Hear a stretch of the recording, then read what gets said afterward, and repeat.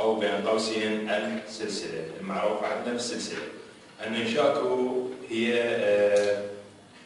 عبارة عن قطعتين من الخشب أو قطعتين من الحديد أو الفولاذ أو النايلون أو الكريستال مثل هذا، أو حتى من الممكن أن يتم عملها عن طريق الورق. المهم أصل هذه الننشاكو اللي هو أصلها صيني، هو مو اخترعها بروسلي، لكن هو أول شخص اكتشفها. تاريخيا بدأت الننشاكس من التاريخ الصيني القديم وطلع فيها في فن الكونغ فو. بالبداية كانوا يستعملوها الندافين اللي هم يسوون القطن، اللي هم يضربون القطن هكذا هيك. اوكي، يضربون القطن حتى ينثروه وينظفوه ويرتبوه. اوكي، وكانوا يستعملوها ايضا في اسطبلات الحصن، وذلك لصناعة ادوات السرج الخاص للحصن وغيرها. وكانت ايضا تستعملوها بالزراعة في امور اخرى، حرث او في بعض القطف الثمار وكذلك. وايضا كانوا يكسرون بها بعض الاشياء القاسية. فكانت قديما يعني يستعملوها اصلا الصين، هم اللي اكتشفوها وهم اللي بدأوا يستعملوها. كانت في البداية عبارة عن قطعتين من الخشب وتحتوي على سلسلة من الحديد مثل هذه السلسلة. وسأخليكم الصورة مالتها. الننشاكو دخلت في الفنون القتالية، وذلك باستعمالها في فن الكونغ فو، وبعد ذلك تطورت وأصبحت إلى مواهب ومدارس وحركات كثيرة جدا. لكن أول شخص دخل فنون القتال إلى التمثيل اللي هو بروسلي، تدخل الننشاكو بالتمثيل، فكانت شيء قفزة نوعية خاصة.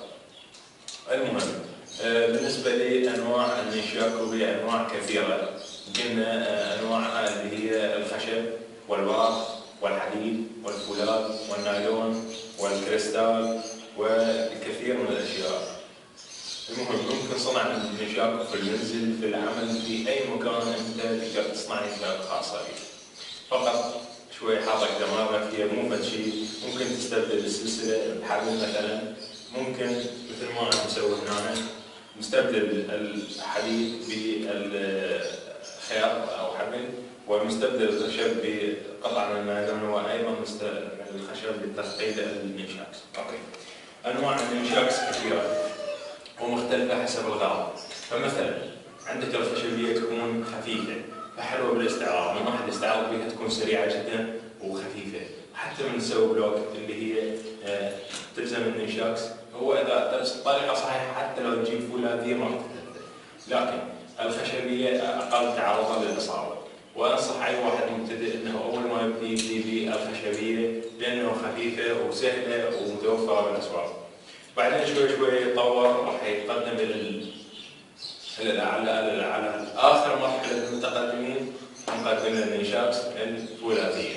أوكي، أشكال جديدة سووا ثلاثية، يعني هسه هاي اثنين عصا اثنين أو اثنين خلوا وحدة ثالثة هنا سووها ثلاثية. أوكي، يعني سوت هاي مو موجودة، بس خليكم الصور مالتها. وسووا أيضا الرباعية اللي هي مجرد ربطان سناجيل وهكذا. هاي خلينا مربوطة أيضا، كانت يعني أشكال غريبة وعجيبة تستعمل في فنون الكونغ فو وفنون القتال. قبل كانوا يستعملوهن صراحة بالجيش والحروب والسوالف هاي. الآن أصبحت رياضة، مجرد رياضة وهواية وتسلية لا أكثر ولا أقل. مجرد أنه تقدر تدافع بها عن نفسك، أكيد تقدر تدافع بها عن نفسك إن شاء الله، تستفاد من عندها، بس هي كرياضة أفضل شيء يعني. وهاي من وجهة نظري. شكرا جزيلا لكم. بس